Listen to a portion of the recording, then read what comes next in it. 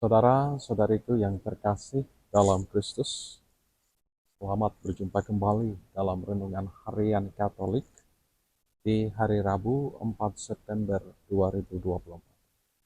Pada hari ini kita akan bersama-sama mendengarkan dan merenungkan firman Tuhan dari Injil Lukas bab 4 ayat 38 sampai 44. Dalam nama Bapa dan Putra dan Roh Kudus. Amin. Tuhan bersamamu dan bersama rohmu. Inilah Injil Tuhan kita Yesus Kristus menurut Lukas. Dimuliakanlah Tuhan. Setelah meninggalkan rumah ibadat di Kapernaum, Yesus pergi ke rumah Simon. Ibu mertua Simon demam tinggi dan mereka meminta kepada Yesus supaya menolong dia. Lalu ia berdiri di sisi perempuan itu dan menghardik demam itu, dan demam itu pun meninggalkan dia. Perempuan itu segera bangun dan melayani mereka. Ketika matahari terbenam, semua orang membawa kepadanya kerabat-kerabat mereka yang menderita bermacam-macam penyakit. Ia pun meletakkan tangannya ke atas mereka masing-masing dan menyembuhkan mereka. Dari banyak orang keluar juga setan-setan sambil berteriak, "Engkaulah Anak Allah." Namun ia menghardik mereka dan tidak memperbolehkan mereka berbicara, karena mereka tahu bahwa dialah Mesias.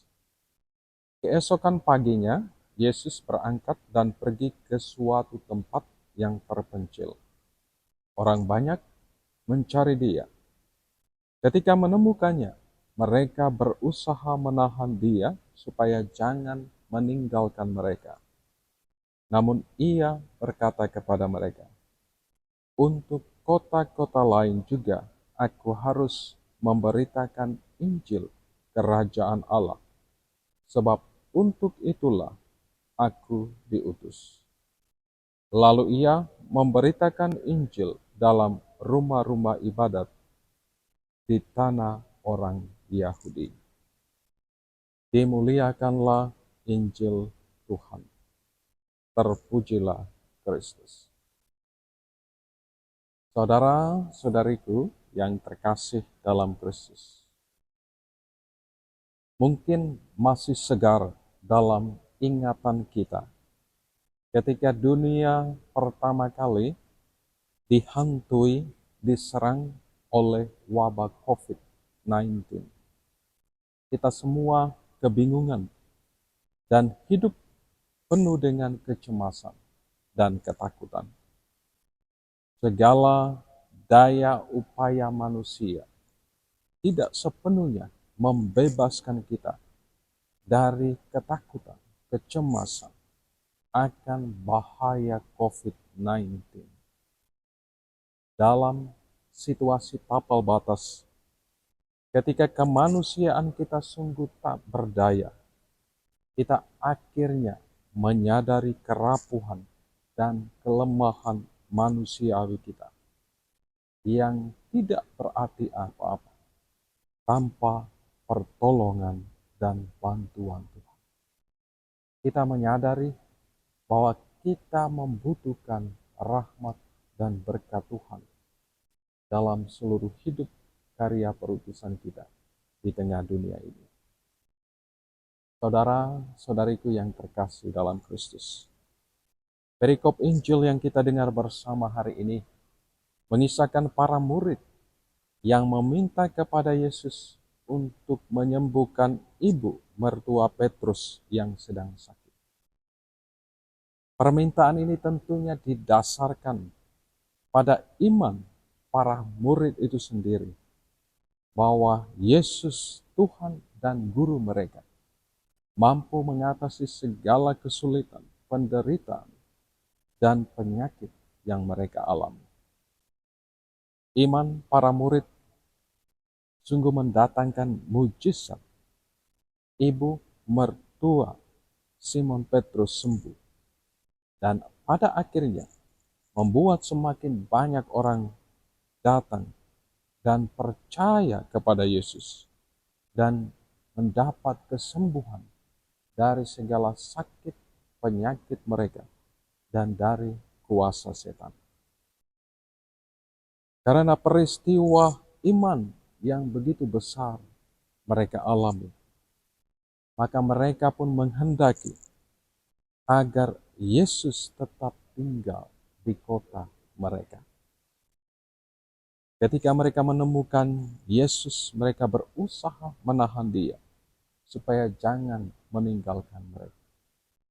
Tetapi Yesus berkata kepada mereka, juga di kota-kota lain, aku harus mewartakan Injil Allah, sebab untuk itulah aku diutus. Yesus tentu menyadari tugas perutusannya yang harus mewartakan kabar gembira, bukan hanya untuk orang Kapernaum, bangsa Israel, tetapi untuk semua orang, semua bangsa. Maka ia pergi dari desa ke desa, dari kota ke kota. Saudara-saudariku yang terkasih dalam Kristus. Melalui perikop Injil yang kita dengar bersama hari ini, saya mengajak kita sekalian untuk merenungkan dua hal ini.